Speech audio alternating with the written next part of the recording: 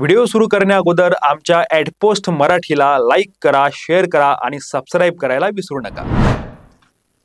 नमस्कार, मी गौरव मानकर ॲडपोस्ट मराठीवर तुमचं पुन्हा एकदा स्वागत करतो। शिक्षक भरती प्रकरणातील अनेक महत्त्वाच्या बाबी आम्ही तुमच्या पुढे आणण्याचा प्रयत्न करत आहोत। आतापर्यंत अनेक भागांमध्ये आपण विविध प्रकारचे खुलासे केले आहेत। जी सरकारी माहिती होती, ज्या याद्या बाहेर आलेल्या होत्या, त्या सर्व याद्या आम्ही तुम्हाला सुद्धा दाखवले।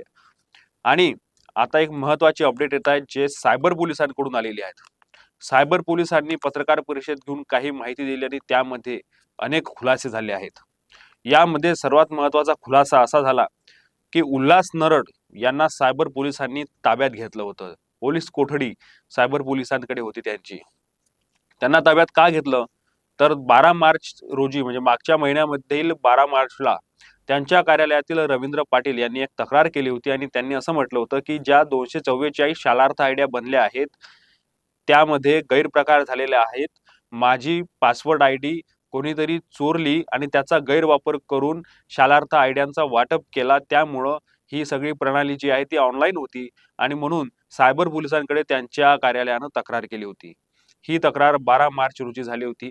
त्यांच्याच कार्यालयातील रवींद्र पाटील या व्यक्तीने ते तक्रार केली होती। त्यांच्या सांगण्यानुसार याच प्रकरणाचा आणि याच गोष्टींचा धागा घेत सायबर पोलिसांनी त्यांना ताब्यात घेतलं आणि त्यांची चौकशी केली।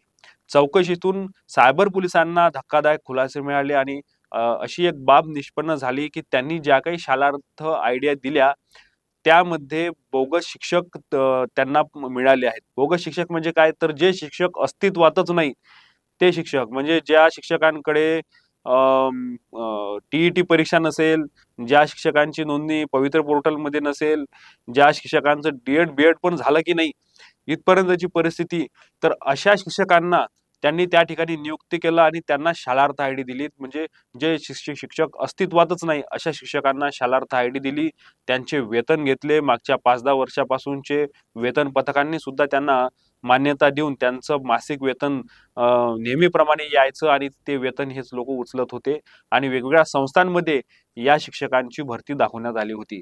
त्यामुळे इतक्या मोठ्या प्रमाणावरचा हा भ्रष्टाचार हा फक्त शिक्षकांना बोगस आयडी दिली किंवा थोडीफार चिरीमिरी देऊन त्यांना बोगस आयडी दिली आणि त्यांना रुजू करून घेतलं, समाविष्ट करून घेतलं, अनुभव नसताना सुद्धा करून घेतलं, या बाबी इथपर्यंतच न राहता या घोटाळ्याची व्याप्ती आता खूप मोठ्या प्रमाणात झालेली आहे।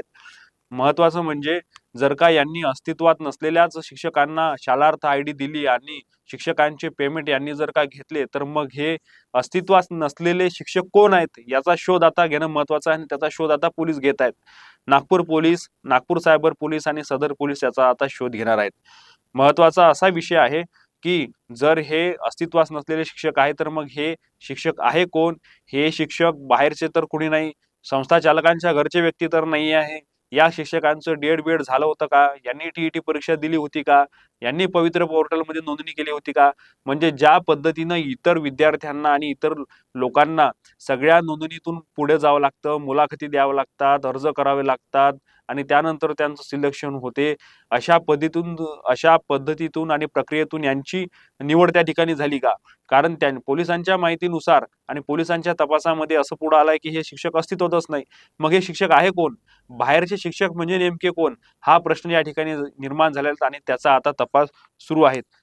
यावरूनच आपण असा निष्कर्ष काढू शकतो की हा घोटाळा किती मोठा आहे आणि हा घोटाळा फक्त नागपूर विभागापुरताच मर्यादित नाही, तर आता दाट शंका येत आहे की संपूर्ण महाराष्ट्रामध्येच या घोटाळ्याला उधळी लागल्यासारखी परिस्थिती झालेली आहे। उधळी लागली हा शब्दप्रयोग आम्ही काल केला होता आणि काल त्या संदर्भामधला एक आम्ही व्हिडिओ सुद्धा टाकलेला होता। कारण शिक्षण विभागाने जशी माहिती दिली होती की जे काही डॉक्युमेंट होते आणि जे काही शिक्षकांना नियुक्ती करण्यात आली त्याच्या जे काही डॉक्युमेंट होते त्या डॉक्युमेंटला उधळी लागली असं स्वतः शिक्षक अधिकाऱ्यांनी माहिती अधिकार कार्यकर्त्यांना दिलेलं होतं। दुसरी महत्त्वाची अपडेट अशी आहे की महेंद्र म्हैसकर नावाचा ज्या शिक्षकाला अटक झाली, पराग पुडके यांना मुख्याध्यापक पदी उल्हास नरड यांनी त्यांची नियुक्ती केली होती। त्यांच्याकडे अनुभव नसताना त्यांना मुख्याध्यापक पदी त्यांची नियुक्ती झाली होती आणि पराग पुडके यांना मदत केली होती बनावट कागदपत्रांसाठी महेंद्र म्हैसकर या शिक्षकाने। महेंद्र म्हैसकर हा शिक्षक गोंदिया जिल्ह्यातील अर्जुनी मोरगाव या तालुक्यातील अं, परसटोला परसटोला येथील श्री केवलराम विद्यालयातील हा सहाय्यक शिक्षक आहे आणि हा शिक्षक त्या शाळेमध्ये कमी आणि नागपुरात जास्त असतो अशी माहिती आहे. हा शिक्षक त्या शाळेमध्ये जाती नाही तरी मासिक वेतन त्याला बरोबर त्याचं मिळतं.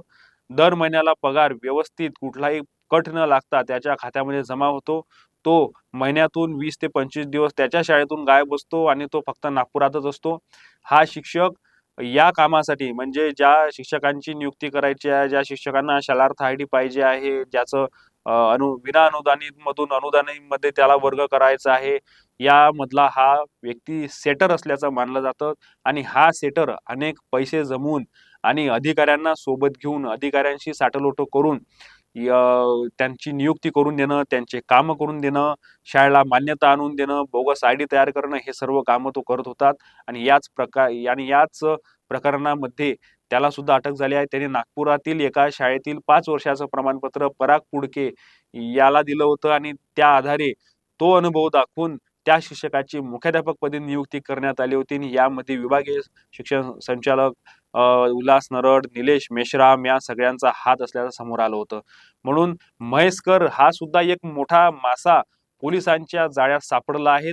या शिक्षकांबद्दल अनेक माहिती आहे. सेवेमध्ये जास्त त्याला रस नसतो. तो शाळेमध्ये कमी, शिकवण्यामध्ये कमी, मात्र सेटिंगच्या कामामध्ये सगळ्यात जास्त असणारा हा शिक्षक आहे.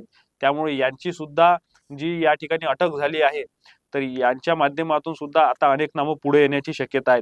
दुसरी महत्वाची गोष्ट अशी की निलेश मेश्राम यांनी यांची सुद्धा अटक झालेली आहे आणि निलेश मेश्राम यांच्या स्वतःच्या 3 शाळा असल्याची माहिती मागच्या काही दिवसांमध्ये पुढे आली होती.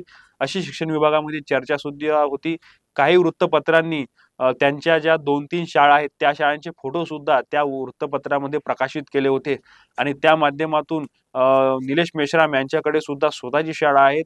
एक सरकारी अधिकारी आहेत, त्यांची स्वतःची शाळा आहेत आणि एका शाळेवर त्यांची पत्नी सुद्धा त्या शाळेवर आहेत आणि 2 शिक्षकांच्या नियुक्त्या त्यांनी त्या ठिकाणी केल्या होत्या. त्यांची पत्नी मुख्याध्यापिका आहेत. तर या शाळेंच्या सुद्धा आता चौकशी होणार आहेत आणि या चौकशीमध्ये सुद्धा आता अनेक काही गडबड आढळते का ते सुद्धा पाहणार आहात. सर्वात महत्वाची गोष्ट अशी आहे की जर का कुठलाही सरकारी अधिकारी पदावर असताना त्याला अटक झाली आणि अटक झाल्यानंतर जर का 2 दिवसांपेक्षा जास्त पोलीस कोठडीमध्ये तो अधिकारी कर्मचारी असला तर त्याला निलंबित करण्यात येतं असा कायदा आहे. परंतु मागच्या 4-5 दिवसांपासून पोलीस कोठडीमधले हे सगळे अधिकारी जे पोलीस कोठडीमध्ये आहेत त्यांचं अद्यापही निलंबन झालेलं नाही. त्यामुळे त्यांचं निलंबन का झालं नाही हा प्रश्न या ठिकाणी उपस्थित होत आहेत आणि म्हणून उल्हास नरड, निलेश मेश्राम, संजय दुधाळकर आणि सूरज नाईक या अधिकारी आणि कर्मचाऱ्यांचं निलंबन कधी होईल अशी मागणी या ठिकाणी सुरू आहे. एकंदरीतच आपण बघितलं तर शिक्षक नसलेलेच लोक जर का अस्तित्वात नसलेले शिक्षकांना बोगस शालार्थ आयडी देण्यात आली.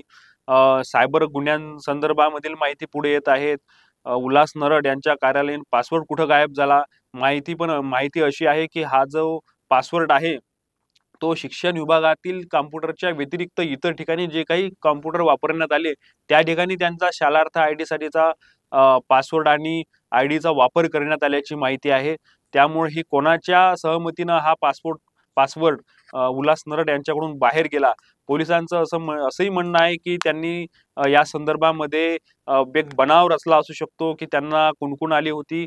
तपास चौकशी सुरू आहे. त्याच्यामध्ये आपलं नाव पुढे येण्याची शक्यता आहे आणि त्यामुळे त्यांनी अगोदरच या संदर्भातील तक्रार केली होती. पोलिसांनी आणखी एक मग प्रश्न उपस्थित केला आहे की जर तुमचा आयडी आणि पासवर्ड जर का गहाळ झाला आहे, तो चोरीला गेला आहे, तर मग तुम्ही त्या आयडीचा पासवर्ड चेंज का केला नाही?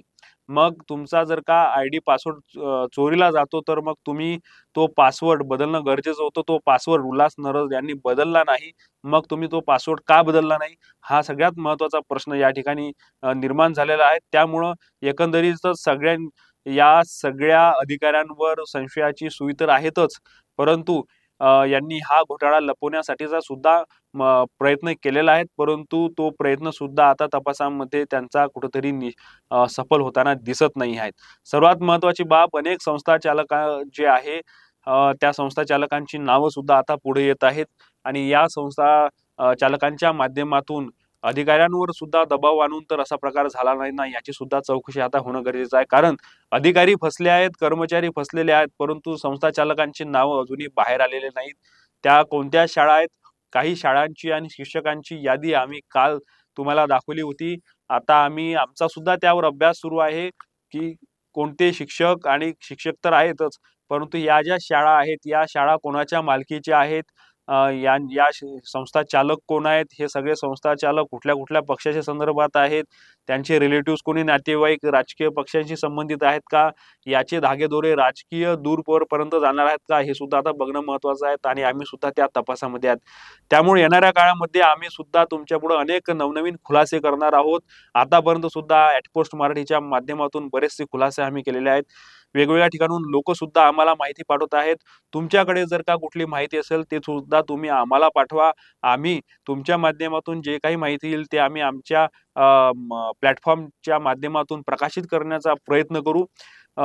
यानंतर सुद्धा आम्ही अशाच प्रकारचे खुलासे करणार आहोत. तुम्ही बघत राहा @पोस्ट मराठी, आणि आमचं @पोस्ट मराठी लाईक करा, शेअर करा आणि सबस्क्राईब करायला विसरू नका. धन्यवाद.